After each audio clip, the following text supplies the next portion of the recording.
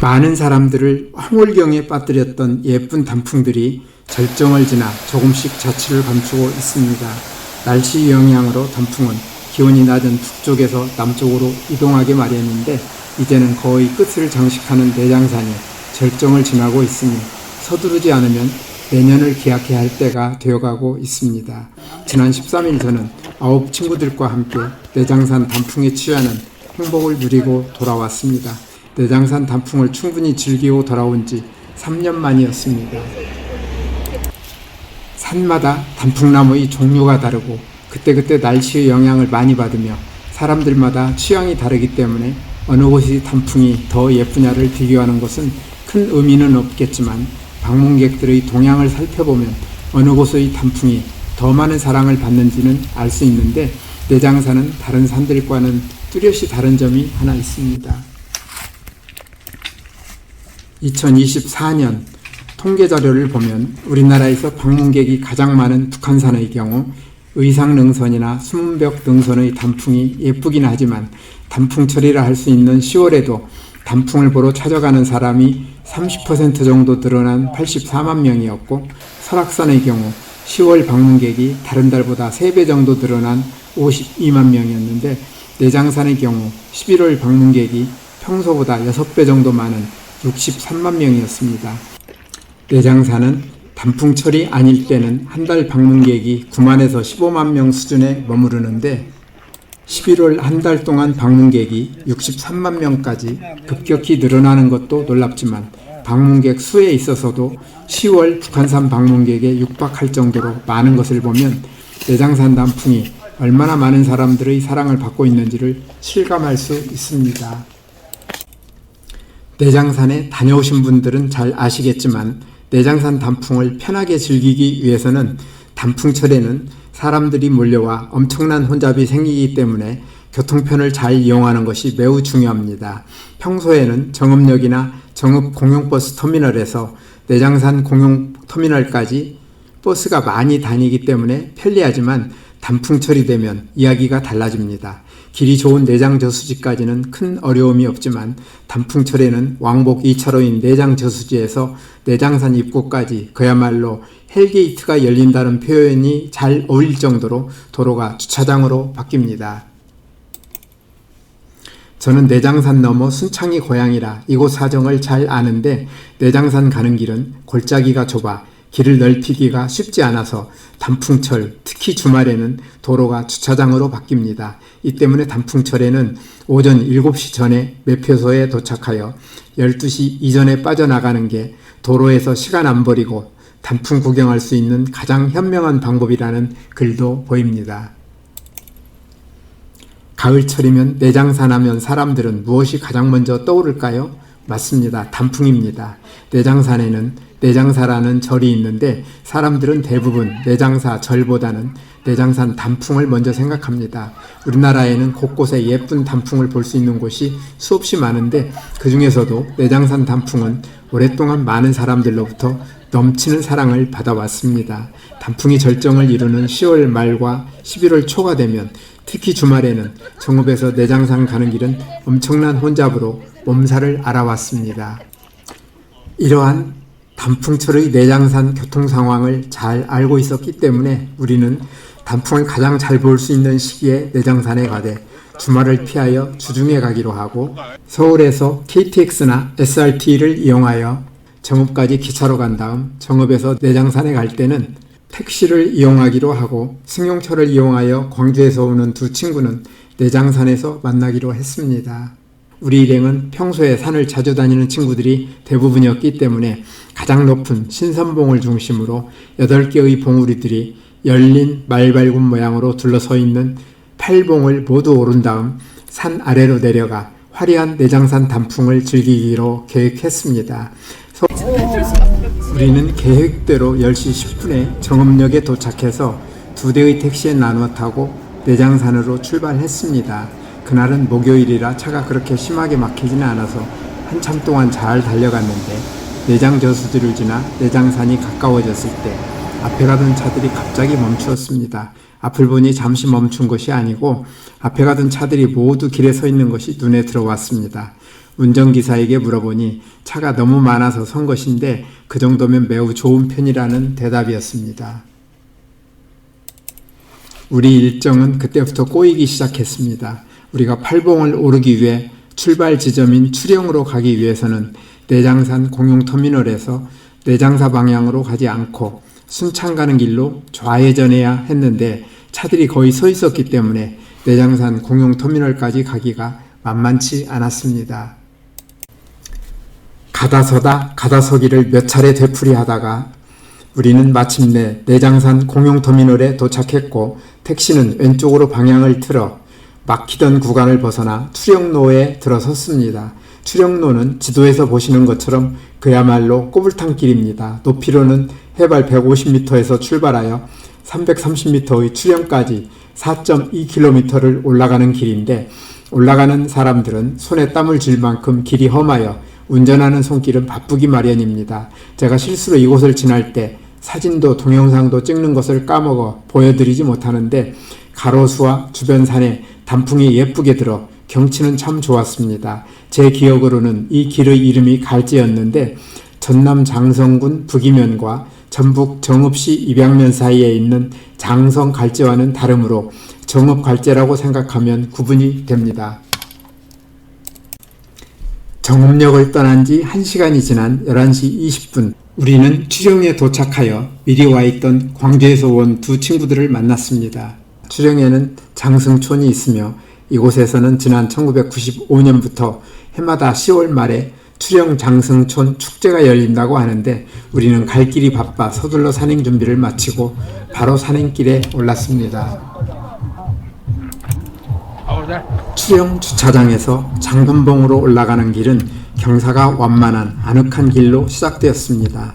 산에 다니다 보면 길에는 바위나 돌이 별로 없고 흙으로 되어 있으며 길 양쪽으로는 나무들이 우거져 숲을 이루고 있는 경사가 별로 없는 편안한 길을 걸을 때가 가끔 있는데 이 길이 바로 그러한 전형적인 편안한 길이었습니다. 국립공원공단에 따르면 추령에서 유근치에 이르는 추령길 1.6km는 2023년 9월에 새로 개방된 길이라고 합니다. 장군봉에서 연자봉, 신선봉, 까치봉, 연지봉, 망해봉, 불출봉, 설해봉까지 가는 내장산 8개 봉우리로 이어지는 순환형 탐방로를 따라 산행할 때 원래는 내장사로 가는 내장사로 동굴이라는 곳에서 출발했었는데 이 추령길이 새로 만들어짐으로써 8시간이 걸리는 총 연장 12.2km에 이르는 순환형 탐방로가 생기게 되었다는 것입니다. 요즘에는 이 길을 따라 산행하는 사람이 많아진 영향인지 이곳을 탐방했다는 블로그도 쉽게 볼 수 있고 그날도 우리는 꽤 많은 사람들을 만나게 되었습니다. 편안한 숲속길을 30분쯤 걸어 우리는 유군치 고개에 도착했습니다.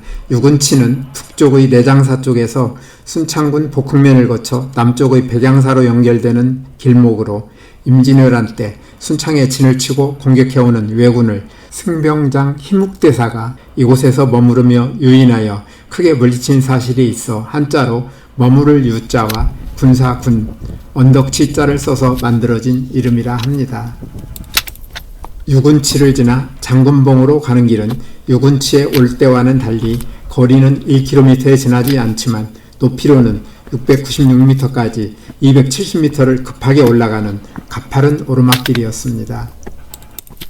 유군치를 지나 장군봉으로 가는 길은 유군치에 올 때와는 달리 거리는 1km에 지나지 않지만 높이로는 696m까지 270m를 급하게 올라가는 가파른 오르막길이었습니다. 장군봉에는 추령에서 연자봉 중간에 솟아있는 급경사의 험준한 봉우리로 수목이 울창하고 임진왜란과 정유재란 때 승병대장 희묵대사가 이곳에서 승병을 이끌어 활약했다고 하여 장군봉이라고 불린다며 정상에는 지휘대가 있었고 이곳을 장군대 또는 용바위라고 한다는 설명이 기록되어 있었습니다. 추령 주차장을 떠나 이곳에 오는 동안 우리는 아직까지 내장산의 예쁜 단풍은 볼 수 없었지만 편안한 숲길을 걸을 수 있어 기분은 상쾌했습니다. 30분 동안 숲길을 열심히 걸어 장군봉에 도착했을 때 12시 반이 되었으므로 우리는 준비해온 음식을 먹으며 즐거운 휴식 시간을 가졌습니다. 장군봉을 지나면 능선을 따라 이동하게 되는데 이 능선은 조그만 언덕을 올라갔다가 내려오는 느낌이 들 만큼 오르내림이 심하지 않습니다. 신선봉에 올라갈 때는 그래도 좀 올라가는 편이어서 마지막에 140m 정도를 올라가게 됩니다. 능선을 따라가던 우리 눈에 가늘고 긴 바위능선 하나가 들어왔습니다. 바위능선이 예쁘기도 하고 바위 덕분에 모처럼 하늘을 볼 수 있어 맞은편의 능선도 함께 볼 수 있는 즐거움이 있었는데 하늘에 미세먼지인지 먼지가 잔뜩 끼어 있어 선명한 주변 경치를 볼 수 없는 것은 아쉬웠습니다. 능선을 좀 더 따라가니 두 번째 봉우리 연자봉에 도착했습니다. 연자봉은 풍수지리상 제비 명당이 있다고 하여 한자로 제비연자와 아들자자를 써서 붙여진 이름으로 안내문에는 연자봉을 중심으로 장군봉과 신선봉이 마치 날개를 펼친 제비의 모습처럼 보인다고 설명하고 있습니다. 연자봉을 지나 40분쯤 지났을 때 우리는 내장산에서 가장 높은 봉우리인 신선봉에 도착했습니다. 안내판에는 신선이 하늘에서 내려와 놀다가 봉우리가 높아 그 모습이 잘 보이지 않아 신선봉이라 불리운다는 전설이 있다고 하는데 3년 전에 찾아왔을 때처럼 하늘이 맑지 않아 멋진 전망을 볼 수 없는 것은 아쉬웠습니다. 신선봉에서 잠시 머무른 우리는 이미 2시 반이 지난 시각이라 능선을 따라가던 것을 멈추고 내장사로 가기로 했습니다.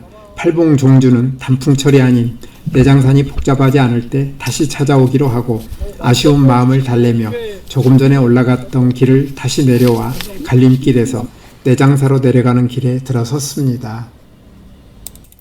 신선봉에서 내장사로 내려가는 길, 특히 계곡이 나올 때까지 내리막길은 매우 가파릅니다. 조금만 주의력이나 집중력이 떨어지면 미끄러져 넘어지기 쉽습니다. 3년 전에 왔을 때도 조심해서 내려갔지만 이번에도 미끄러지지 않으려고 애썼습니다. 내려가면서 올라오는 사람들을 만날 때마다 저 사람들은 올라오느라 참 힘들겠다는 생각을 했습니다.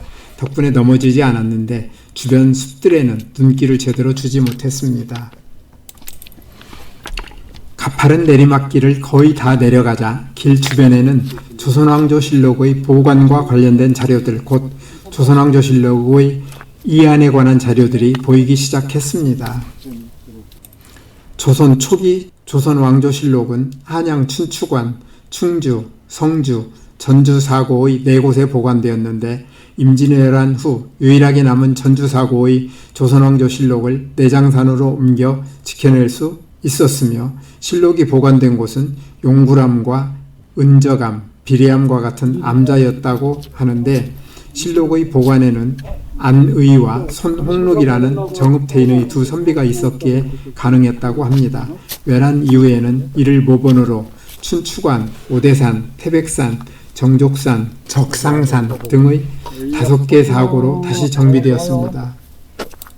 조선왕조실록은 1973년 12월 국보로 1997년 10월 유네스코 세계 기록유산으로 지정되어 이제 그 가치를 세계적으로 인정받고 있습니다.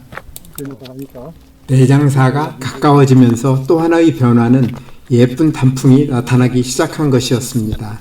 단풍하면 내장산이 유명하다는 것은 웬만한 사람은 다 알지만 우리 일행은 11시 20분부터 내장산 산행을 시작하여 오후 4시가 가까워질 이 시간까지 단풍다운 단풍을 별로 보지 못하다가 이제야 눈앞에 단풍나무들이 나타나기 시작한 것입니다.